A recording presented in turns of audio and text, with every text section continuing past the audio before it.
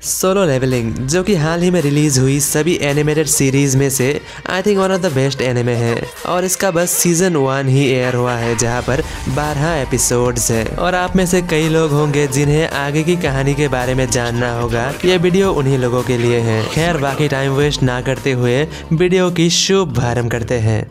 Season 1 के आखिरी episode में हमने देखा जिन्वू को एक नया स्किल मिलता है शैडो एक्सट्रैक्शन की। जिन्वू कमांडर इग्रिस के पास आकर उसकी शैडो को एक्सट्रैक्ट करने की कोशिश करता है, लेकिन पहली 2 बार में जिन्वू फेल हो जाता है क्योंकि इस टेक्निक में कुछ कमियां और कुछ कंडीशंस थी। अगर सामने वाला टेक्निक इस्तेमाल करने वाले से ज्यादा ताकतवर हुआ या फिर मरने का वक्त कुछ ज्यादा ही हो गया तो शैडो एक्सट्रैक्ट करने में दिक्कत आ सकती है। वहीं पर कमांडर इग्रिस के साथ ये चीजें पहले ही हो चुकी थी। कमांडर इग्रिस की मौत लगभग 4 घंटे पहले ही हो चुकी थी और कमांडर इग्रिस जिन्वू से थोड़ा बहुत ताकतवर ही है, इसीलिए उसकी शैडो को एक्सट्रैक्ट करने में जिन्वू को दिक्कतें आ रही थी। जहां पर जिन्वू के पास इग्रिस की शैडो को एक्सट्रैक्ट करने की बस आखिरी एक मौका बाकी था। जिन्वू थ्रोन की ओर देखता है और इग्रिस से बोलता है आखिर उस शख्स को बचाने का क्या फायदा जो कि पहले ही जा चुका है। और जिन्वू आगे हाथ बढ़ाकर कहता है क्यों ना तुम मुझे बचाने की कोशिश करो जो तुम्हारे सामने खड़ा है। साथ ही जिन्वू बोलता है जागो और इसी के साथ इग्रिस की बॉडी के अंदर से ब्लैक शैडो की एक तूफान सी आ जाती है और अगले ही पल इग्रिस की शैडो एक्सट्रैक्ट होकर जिन्वू के सामने आ जाता है और उसके सामने घुटने पे आ जाती है और इसके अगले ही पल बाकी सभी एक्सट्रैक्ट हुई शैडोज जिन्वू के सामने घुटने पे आ जाती है। वहीं पर दूसरी ओर डंजन के बाहर हम देख पाते हैं सुबह सुबह का सीन जहाँ पर एक सुनसान इलाके में पोर्टल ओपन होती है जिसके अंदर से और कोई नहीं बल्कि अपना जिन्वू बाहर निकलता है और बाहर निकलने के बाद दोबारा से शिफ्ट हो जाता है। वहीं पर दूसरी ओर हम देख पाते हैं जिन्वू को जो कि थकान के बारे बिस्तर पर लेटा हुआ था और सो चुका था। मोबाइल की रिंग सुनकर जिन्वू की नींद खुल जाती है और जिन्वू उठकर हेलो कहता है। दूसरी ओर से किसी के चिल्लाने की आवाज आती है। वो कहती है भाई आप अब भी सोए हुए ही हो। ये सुनकर जिन्वू कहता है हाँ वो दरअसल मैं थोड़ा थका हुआ था। दूसरी ओर से आवाज आती है भाई समय भी चेक कर लो 2 बज चुके हैं। ये सुनकर जिन्वू हैरान हो जाता है। दूसरी ओर से चिल्लाने की आवाज आता है आपको याद भी है ना कि आपको आज स्कूल आना था 5 बजे। अपनी बहन की बात सुनते ही जिन्वू हड़बड़ी में अपने बिस्तर से उठकर वॉशरूम के अंदर घुस जाता है और कुछ देर बाद नहाकर बाहर आता है। जिन्वू जब अपने कपड़े की ओर देखता है सारे कपड़े पुराने हो चुके थे। उसे लगता है कि टीचर से मिलने से पहले कुछ कपड़े भी खरीद लेना चाहिए। जिसके बाद सीन शिफ्ट होता है बैंक पर। हम एक लड़की को देखते हैं जो कि सामने की ओर देखकर आवाज लगाती है नंबर 280 आपकी बारी आ चुकी है। नंबर 280 जो कि जिन्वू का था। वो जाकर उस अकाउंटेंट्स के सामने बैठ जाता है। अकाउंटेंट्स जिन्वू की ओर देखकर कहती है मैं आपकी कैसे मदद कर सकती हूँ। सवाल सुनकर जिन्वू अपनी बैंक बुक आगे बढ़ाते हुए कहता है मुझे एक नया डेबिट कार्ड चाहिए और मुझे बैंक बुक को अपग्रेड भी करना है। ये सुनकर लड़की कहती है जी जरूर और उसकी बैंक बुक की ओर देखती है। बैंक बुक पे लिखी नंबर को देखकर लड़की की आंखें फटी की फटी रह जाती है। वो कहती है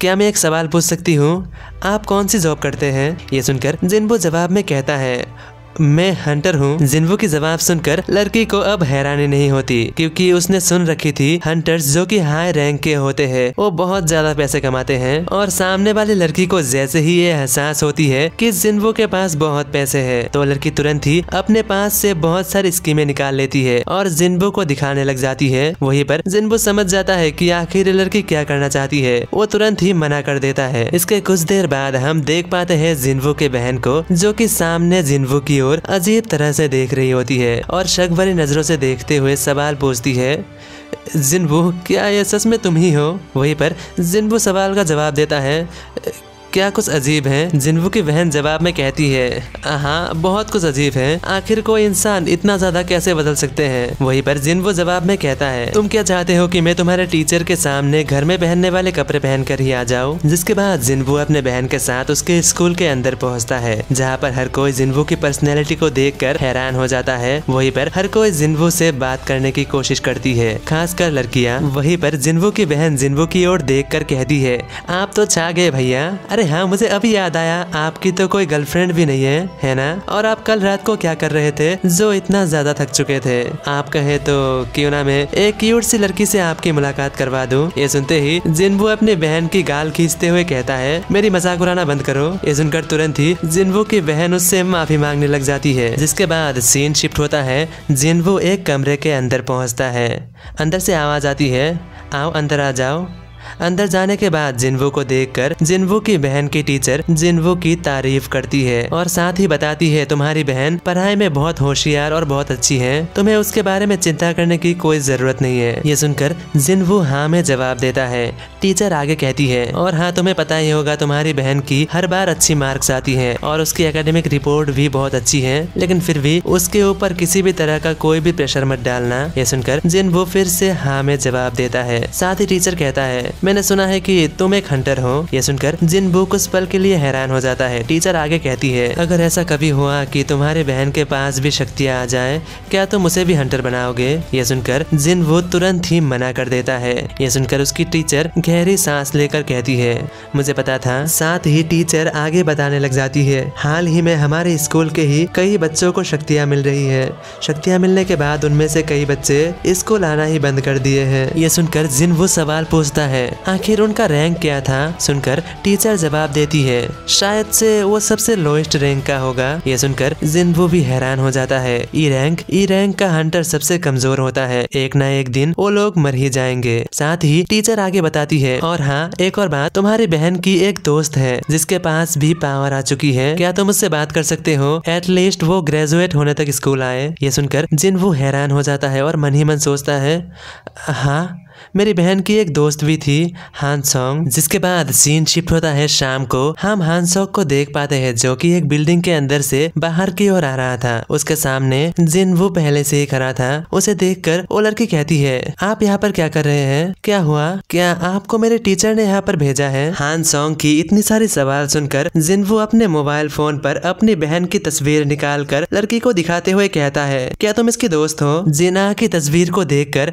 हान सॉन्ग जवाब में कहती है, इसका मतलब तुम उसके बड़े भाई हो? अगर ऐसा ही है तो तुम मेरे टीचर के साथ क्यों मिले हुए हो? ये सुनकर जिनवू जवाब में कहता है, ऐसी कोई बात नहीं है। वहीं पर हान सॉन्ग का कहना था, आई डोंट नो कि तुम्हें टीचर ने क्या बताया, लेकिन मैं वापस नहीं जाने वाली और मैं हंटर के काम को भी नहीं छोड़ने वाली। ये सुनकर जिनवू कहता है, तुम बस एक ई रैंक की हंटर हो, है ना? तुम अपने नॉर्मल अटैक से मॉन्स्टर को नहीं मार सकते, तुम्हें एक हथियार की जरूरत होगी और हथियार बहुत महंगे आते हैं। अगर किसी तरह से तुम एक हथियार खरीद भी लो, वो जल्द ही खराब हो जाएगा और तुम्हें एक और दूसरा खरीदना होगा। इसमें तुम्हारा फायदे से ज्यादा नुकसान होगा। क्या तुम बस अपनी खाली हाथों से लड़ना चाहती हो? वहीं पर हान सॉन्ग को भी गुस्सा आ जाती है और वो कहती है, बहुत हो गया, तुम भी तो एक ई रैंक का ही हंटर होना। हान सॉन्ग की बात सुनकर जिनवू के चेहरे पर हल्का सा मुस्कुराहट आ जाता है। वो मन ही मन सोचता है, पहले मैं भी बिल्कुल इसकी ही तरह था। साथ ही जिनवू कहता है, तुम्हें चिंता करने की कोई जरूरत नहीं है, मैं भी नहीं चाहता कि तुम हार मान जाओ। जिनवू की बात सुनकर हान सॉन्ग हैरान हो जाती है और कहती है, तो आखिर तुम यहाँ पर क्या कर रहे हो? ये सुनकर जिनवू जवाब में कहता है, तुम्हें एक महान हंटर बनाने के लिए।